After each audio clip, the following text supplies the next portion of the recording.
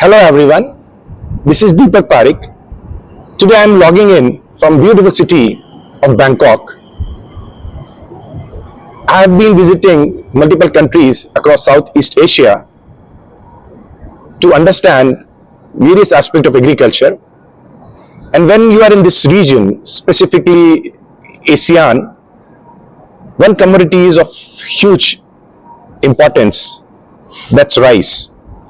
Because predominantly in this region of the world, more than 65% of people have rice as their staple. Now I see, based on my interaction on ground with farmers, with agribusinesses, traders, rice millers, that there is a serious challenge when it comes to rice. While the trigger point of this mini rice crisis was India banning export of certain varieties of rice, but another very important aspect is the climate change. So for example, in Indonesia, we are seeing 10 to 18% loss in production of rice in upcoming season, because by this time the farmers generally do the land preparation and are trying to prepare themselves for transplantation. But due to delayed rainfall, so far that activity has not happened. Generally, Indonesia import close to 1.5 million metric tons of rice. But this year, based on what we see, it could rise to close to 2.3 to 2.5 million metric ton. So the net import in Indonesia is going to increase while their productivity is going to fall. Another big importer, which is Philippines, there also we are seeing challenges of productivity, but they might not import more than the previous year, because previous year they imported close to 3.8 million metric ton, little more than what they generally need. So they have that buffer. So this year you will find that they might just reach that number or a little bit lower than that. Predominantly these two countries do import from Vietnam. Vietnam, while itself is having high consumption of rice, but at the same time they have substantial surplus to export.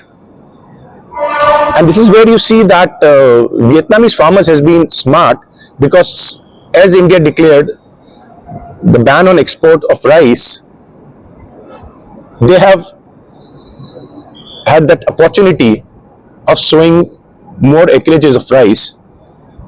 And while they might also have yield loss of 3.5 to 4%, but because of increase in the total sowing, Vietnam would be placed well and might end up exporting close to 7.5 to 8 million metric tons of rice. But that's a good news for those countries which do import. Now let's talk about Thailand. While Thailand had challenges of monsoon, where the rainfall was not as much as what generally is normal, so the reservoir levels are a little bit low, but still they are substantial enough for Thai farmers to go ahead with their second crop, which is irrigated rice crop.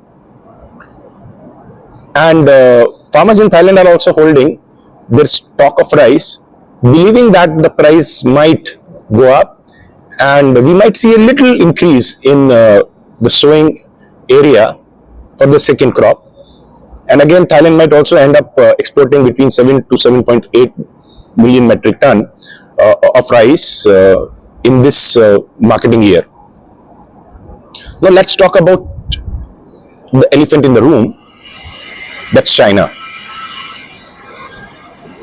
So China is having predominantly irrigated rice cultivation, which is one of the reasons that they have higher yields than rest of Southeast Asia. And we might not see higher imports in China for a very simple reason that they have huge buffer. But that doesn't mean that their productivity is going to be same or is going to increase. In fact, China in their northeast, they have very heavy flood-like situation, seasonal rain which were very excessive, which led to challenges in northeastern part of China, which produce close to 40 to 45% of rice of China. So we might see the dip in yield, and China might go below 200 million metric tons of production this year, but still they might not have too much pressure of importing it from other nation, for a very simple reason. They have a buffer of close to 100 million metric ton already. And even if you see, like in the last and previous to last year, China have been importing more of broken rice for their cattle feed industry because the prices were low, rather than for any other reason of where their food security was threatened. So in that way, China is safe. Now coming to India, now India, we generally have predominantly across India the big season of rice cultivation, which is Kharif, and we produce close to 110 million metric tons, and this year it might be a challenge to even reach 100 million metric ton. We might just reach there. So India would have a challenge because of the bad monsoon, or I'll say that monsoon which quote unquote is deficient, but at the same time it was not spread evenly across the season, which led to a lot of challenges. So Kharif crop, we would have definitely lower yields. Even for Rabi, typically in Rabi season, rice is only grown in Southern Peninsula. And in Southern Peninsula, we have not had great rains, and the soil moisture levels are pretty low. Reservoirs level are a challenge. So in fact, many reservoirs are having less than 80% of their capacity, which might lead to challenges of providing water for irrigation. So even in Rabi, where we between 25 to 30 million metric tons are produced in India, we might see a shortfall there also. So overall this year, India might end up with 10 to 18% shortfall of rice production. Now what does all that mean? That mean is that we might not immediately see a lot of surges in rice prices because of various reasons, especially when we talk about Indonesia and India, where the elections are due. So rice prices would be maintained at not very high level by the governments in these countries. At the same time, Vietnam and Thailand, they have sufficient rice for their own consumption, but they are looking for export opportunities. So there also the prices would remain largely at the current level. Now when we talk about Philippines, we might see a little bit upside, again not very drastic upside on the rice prices. In fact, if we go with the FAO rice price index, it has reduced by close to 3.5 basis point from its yearly high of 142.9, which happened I think in August.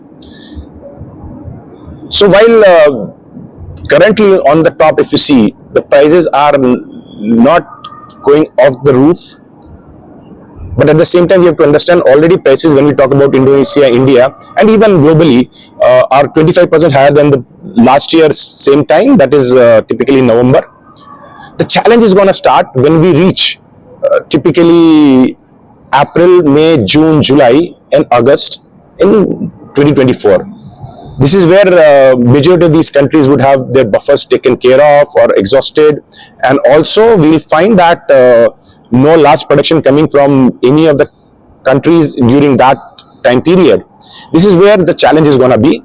So I believe going forward, rice is a bumpy journey, and back home in India, I believe, while the government's foresightedness of banning export is definitely something which was required to ensure that the prices of rice in India remain not very high.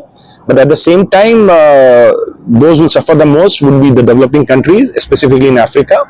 So if you see that majority of Africa depends on India's export, because India's long grain are very competitive in pricing for these countries, and they import a lot from India.